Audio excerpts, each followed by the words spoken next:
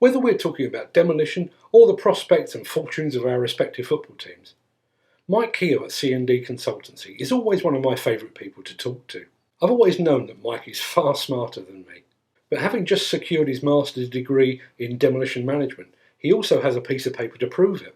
I caught up with Mike to talk about his degree, the culmination of 3 years' hard work and dedication. But, as ever, our conversation strayed to taking technology, the fourth industrial revolution, the gender imbalance in the demolition industry, accident reporting, and a whole lot more.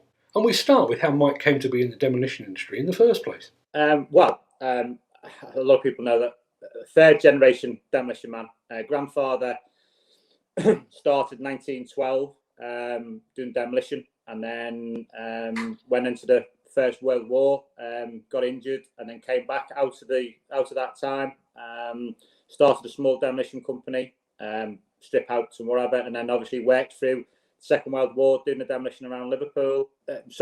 Father come out of the army in 47, and then he started for a demolition company in London in 47, and has then stayed in the industry all his life. And then I think from an early age, for me, it was a case of I was always going to go in the demolition industry, really.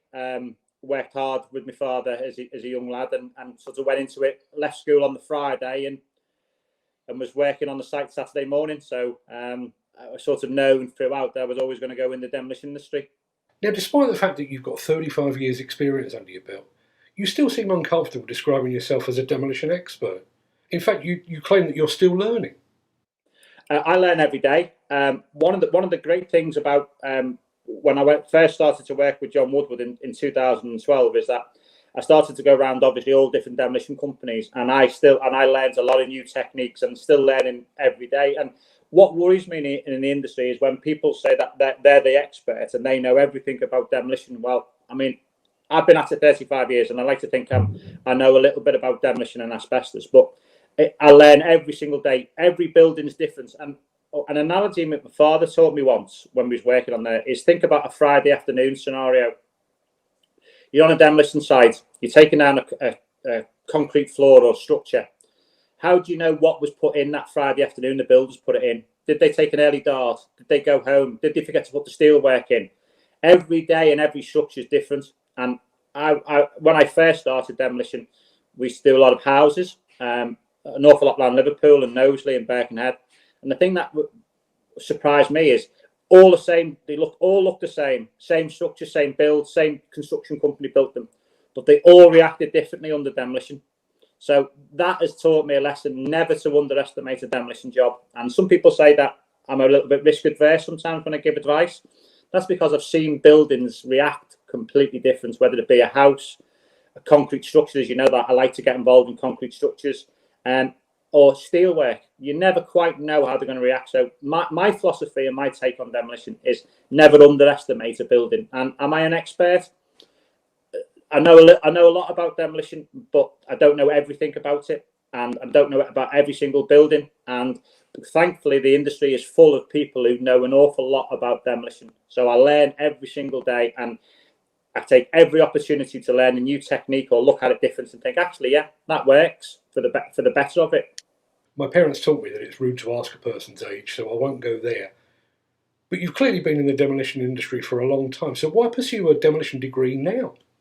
Well, firstly, I'm 53 next week, so that's no problem asking me my age. Well, obviously, I left school with just some O-levels, and then my father, after a couple of years, said, right, you need to go back to college. So I went back and did my A-levels at night school, which was difficult working all day. And then he told me to go and do, I went down the old, people remember the old HNC, HND route at Liverpool John Moores University, and then finally finished off my construction degree there. So I thought that was the end of it. And then obviously I've carried on doing MVQs because I did the NDTT Demolition Managers course. So I did my MVQ level 6 and then subsequently done a level 7. I've done health and safety NEBOSH courses. So I've always been learning. And then I'd looked at to doing another degree somewhere. And there was university in South Africa that was doing a structural demolition course. Obviously, there's one demolition course in America, but they weren't doing it distance learning. So when the ID come up with this one there, I thought, what a fantastic opportunity to learn some new techniques, meet some new people. Obviously, John Woodward from C&D was heavily involved with it, and then obviously I'm heavily involved with the IDE. I enjoyed going to the IDE conferences. So I thought, what an opportunity to take it. I didn't realise how hard it was going to be, or how tough it was going to be, or how hard it was going to push me. But I'm glad I've done it, and I'm proud of myself that I've actually stuck through 3 years to do it. You've mentioned that the degree was a lot of hard work, and I'm sure it was. How did you actually reconcile that with the fact that you're running a very, very busy and very successful demolition consultancy? Well, I was thinking about obviously the interview that we're having today, and I thought to myself, what was the hardest part of this? So if you were doing a paragraph, which people think, oh, we write paragraphs or we write meta statements. When you write a paragraph for a dissertation or an assignment, you have to do like something called Harvard referencing. So you have to reference where you found it from. So say, for instance, I'd researched something for yourself. I'd put Mark Antony, circa whenever you wrote the article, I have to put that in, and I'd have to reference it at the back of it. So to write a paragraph would take you maybe a day throughout the day. So I was getting up at things like Saturday mornings, doing a couple of hours of Saturday morning.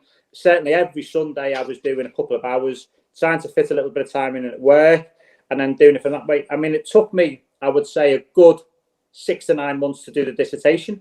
That was really difficult. And then the assignments were quite difficult to do. Then I'm working full time, and then, I've got a business to run. We've gone through Brexit, obviously the pandemic that we're in at the minute. So it was.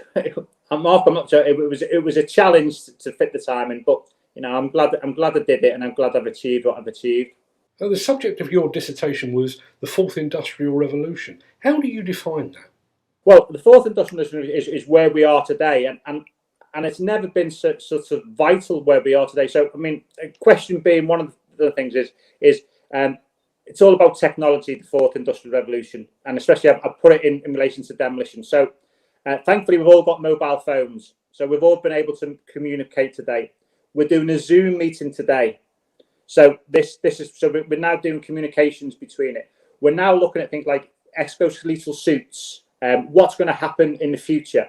And one of the major things that was a surprise to me that's come out of my research, which of course there's very little research on demolition, is the gender gap. I.e., there's very few females within the industry, and we've got some great ones. Obviously, we've got Holly Price, who's going to be the president of the NFDC, which is fantastic. But our sort of gender sort of percentage within the industry is very low. So the future being what's the fourth, and then moving into the fifth industrial revolution, where we'll be using robotic machines.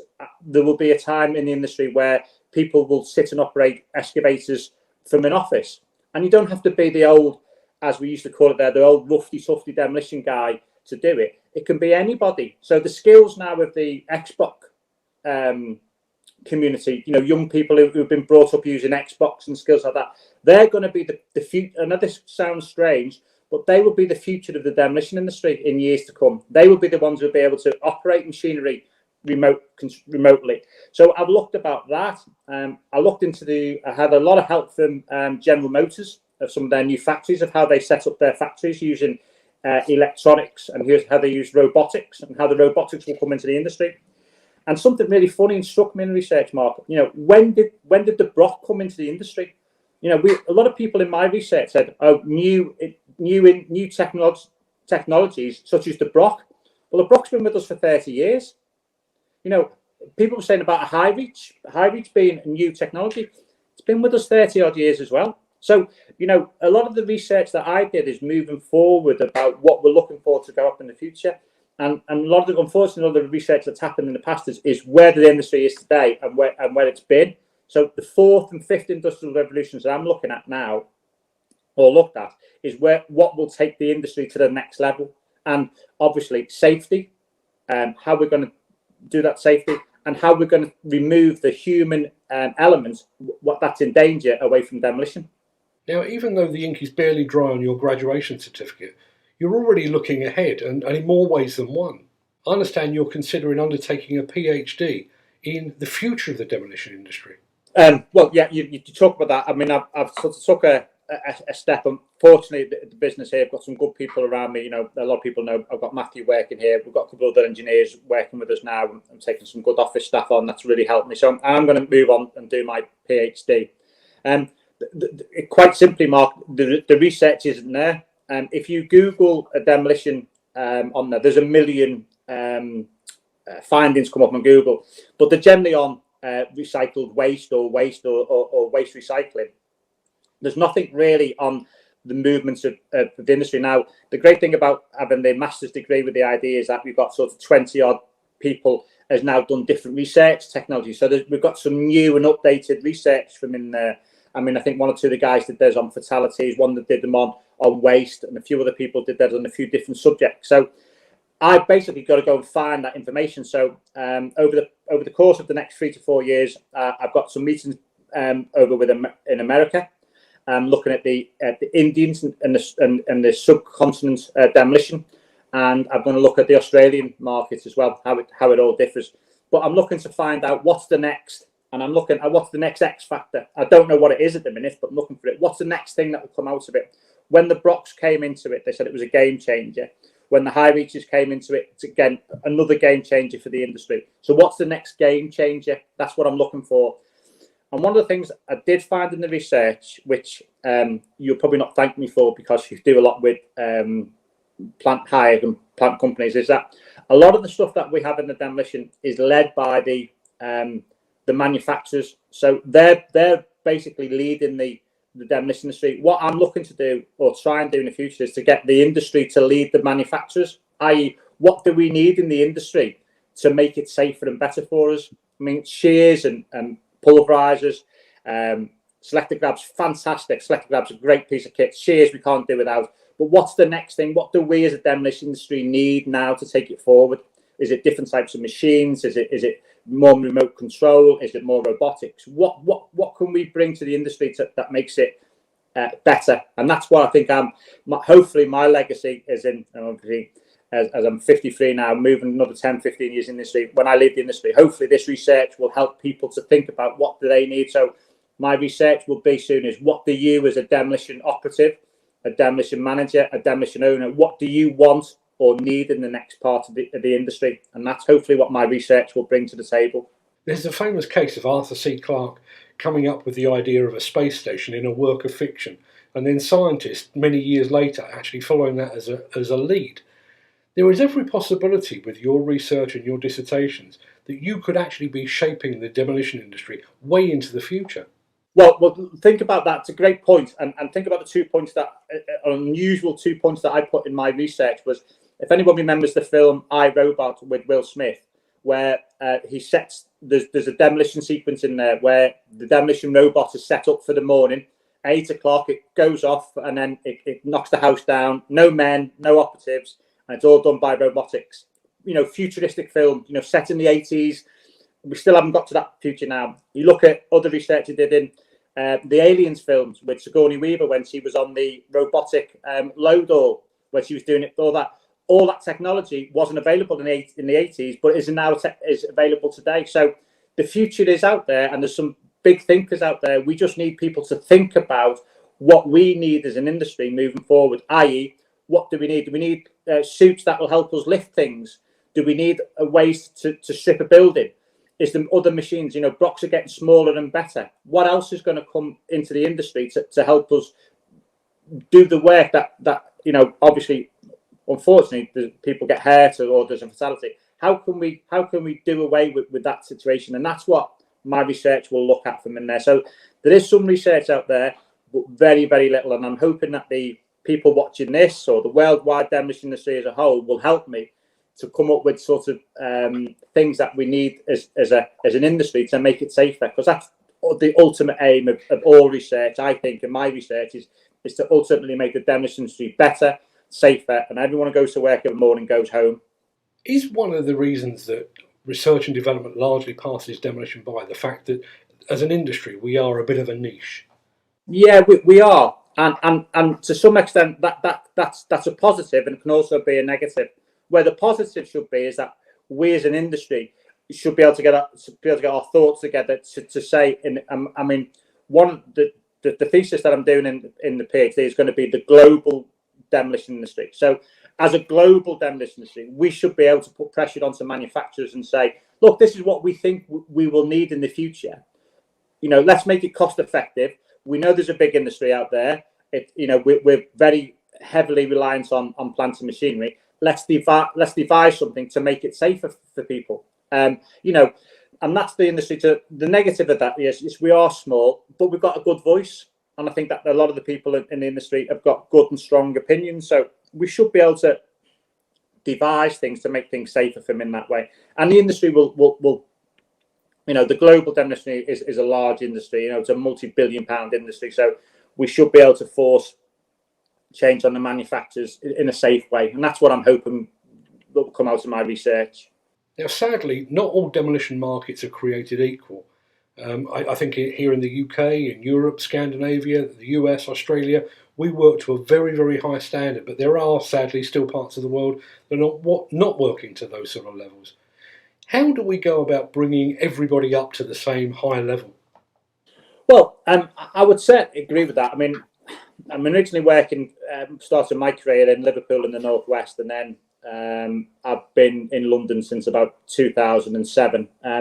I think what I would say for that market is if you can work in London and the major cities in the UK, you can pretty much work anywhere in the world. It's that stringent, especially going into London. Some of the stringent regulations you have to work with is amazing. And I would say that the industry as a whole in the UK has certainly led the world, with training and the ability of the plant and machinery.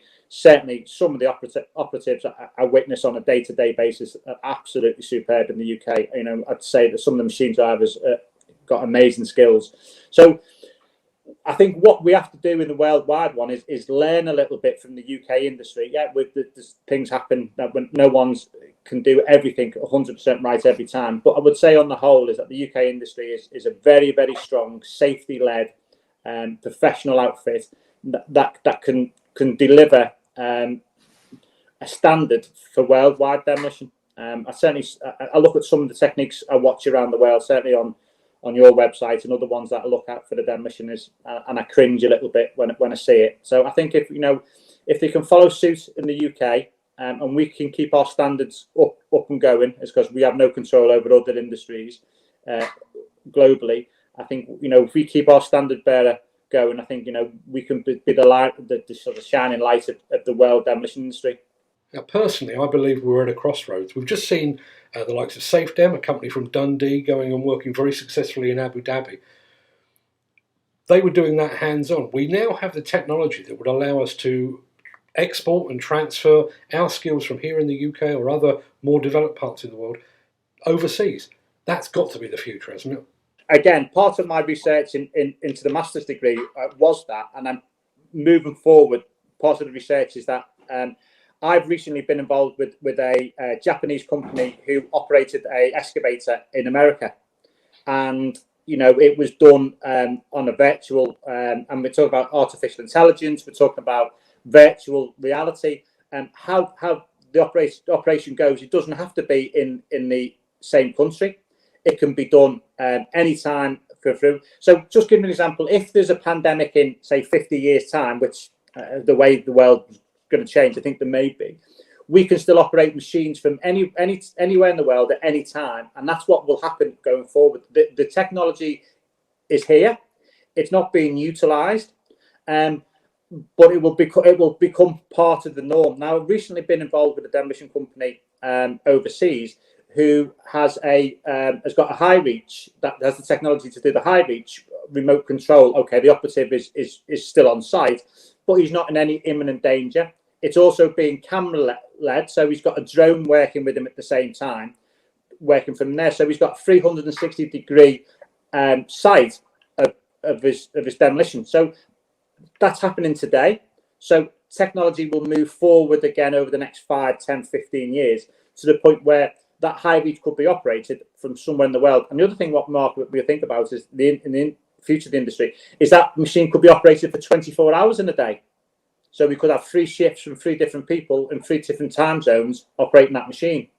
And I think that's and the other thing is gender change. That machine doesn't have to be operated by a man. It can be operated by a suitably qualified female operative. And that's what will happen. I think that's what will happen in the industry moving forward, is that the operatives will be moving forward. You look at the US military, they have female pilots and drone operators. So the industry must change, and I think has to change going forward to accommodate new technology and a gender culture change. Now, I find it interesting that you're still talking about the future of demolition in terms of man and woman power. And yet the likes of Balfour Beatty are predicting that by maybe 2050, some sites will be completely human-free. How do you see that?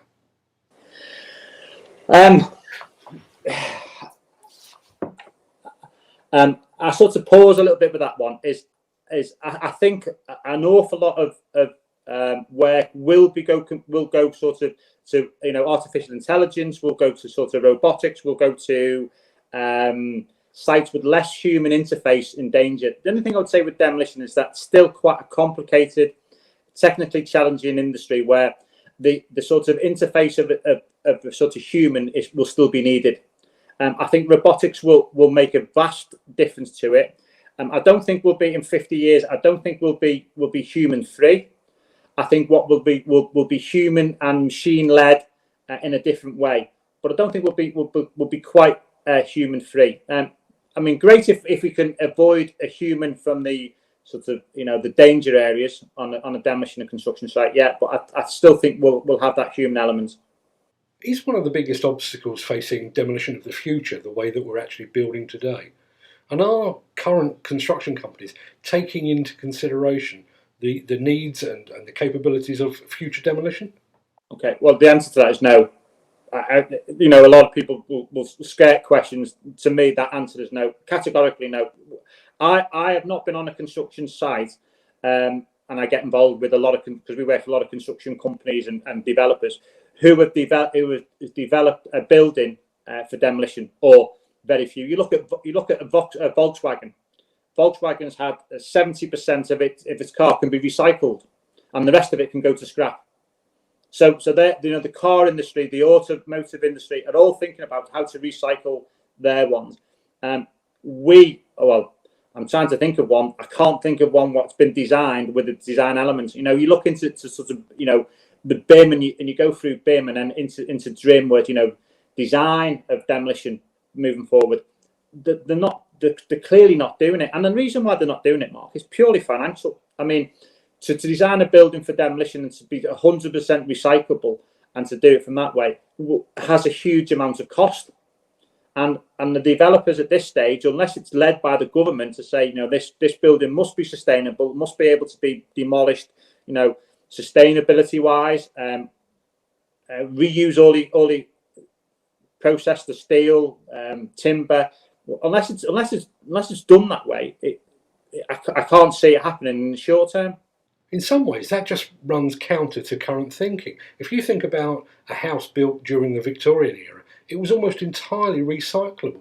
And yet, here we are in an enlightened, more environmentally aware age, and we're building houses and tower blocks and that kind of thing that will be virtually impossible or extremely difficult to recycle in the future.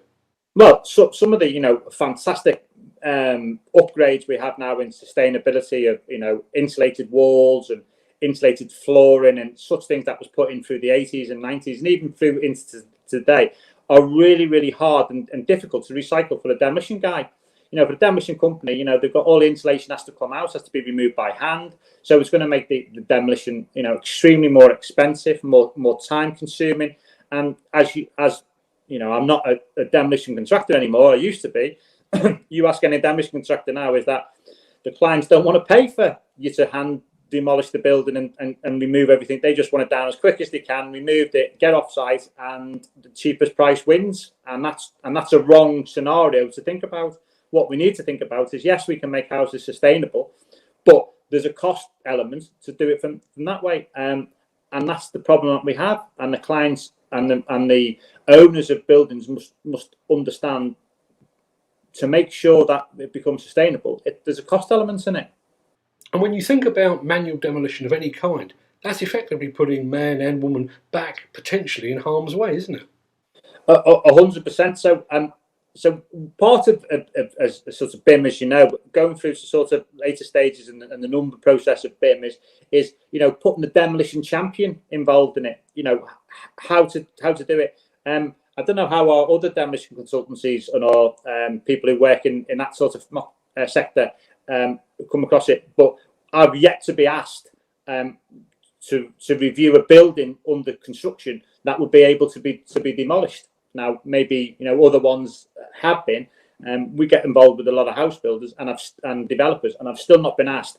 Can you put a scheme together from it? I mean, William Sinclair once gave a famous comment to a building going up was, would you put drill holes in it before it goes up? So if it has to be blown in 50 years' time, we don't have to drill the building. And the answer was no, we're not prepared to do that. We're putting the building up. It is what it is. Take it down when it needs to come down.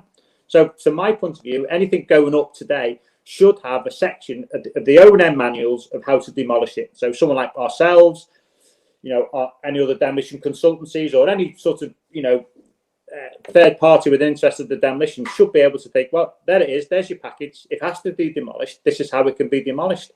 But unfortunately, that's not occurring, and that's something I will also look at in my research is how can we change the mindset of the construction and developers to think about how to build and can be demolished in 10, 20, 30, 40, 50 years down the line, and even 100 years down the line. How can it be demolished safely, and how can be reused safely as well? When you look at what's happening in the powered access industry, where IPAF is running a central database of near misses and accidents, and that information is actually being used to drive and to inform training, they've already set the precedent. We just need to follow that lead now, don't we? So I've had my thoughts have been quite known within the industry, and sometimes I get shouted down, and I'm old enough and ugly enough not to worry about them anymore. But when was the last time we had a training course on car parks? When was the last time there was a training course on taking down a high-rise tower block, whether it be top down? I mean, a lot of if you look on some of the industry now, you've got Keith Plenty taking down some of these really, really high tower blocks, doing a fantastic job. I know Keith and I know Danny who works and do a great job of doing that. Where's the training course where we bring these guys in and we talk about them? I mean, my speciality, I like to think, is car parks. I get asked a lot of time around the world in the UK to talk about car park demolition. I'm more than happy to do an afternoon seminar, obviously once all this is over, where I'll talk about car parks. Don't want any money for it. I'm just happy to sit there and someone put a venue together and we'll talk about car parks. We have got the skills, Mark. The skills in this industry is second to none as far as I'm concerned. We need to have these training courses where we do specifics, not all the time. Once a year, go on a training course run by the IBE or someone else or NFDC on car parks, taking down high-rise buildings. Richard Dolman might do one on, near misses what he's found on this one this week, voids in the ground. Fantastic. So we all learn about these courses, but there doesn't seem to be anyone. There seems to be a standard course going through, which is needed to get a standard skill. But where's the next level of course? That's the things that disappoint me a little bit about the industry is where's that next course coming from? A specific one about taking down a tower block. There we could have a presentation day from, I don't know, Brown and Mason, Keltbray, Erith on taking down some of the power stations that they've done. I know Erith have done lots of nuclear ones. Brown and Mason, the leaders in taking down coal-fired power stations. Afternoon seminar, what's happened, how they do it. So if anyone goes into that industry, they've got a knowledge of it. Let's share our knowledge. I mean, as I say, I'm in the sort of twilight of my demolition now, and I'm trying to share as much knowledge with as many people as I can as I go forward. Why, as an industry, do we not share it? And thanks to Richard Dolman for sharing his information. And we should not think of it as a negative. In fact, we should think of it as a positive to sharing anything that goes on from in there. My final question, Mike. Imagine an 18-year-old comes to you and says that he or she is planning to start a demolition company for the future. Having had a look at that future personally, do you think they should be concentrating on electric machines or hydrogen-powered machines? virtual reality, artificial intelligence, robotics? What should their focus be?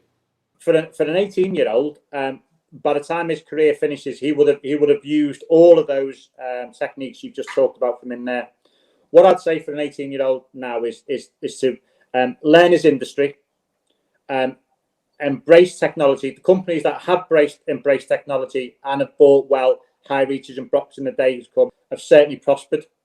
You look at Denmaster. I mean, I've got a photograph behind me there of Denmaster's machine. You know, fantastic company. Invested heavily into high reaches. DSM is the same. You know, probably one of the tallest ones in the UK.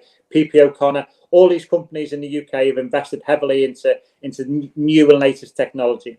That's what I would suggest the 18-year-old coming to the industry is to learn his field, learn his craft, invest into new technology that comes through. You know, quick hitch and all these things. They're fantastic things now that stops people getting injured from inside, and to look forward to where we're going to go. So the use of, say, further robotics within the industry, they're coming.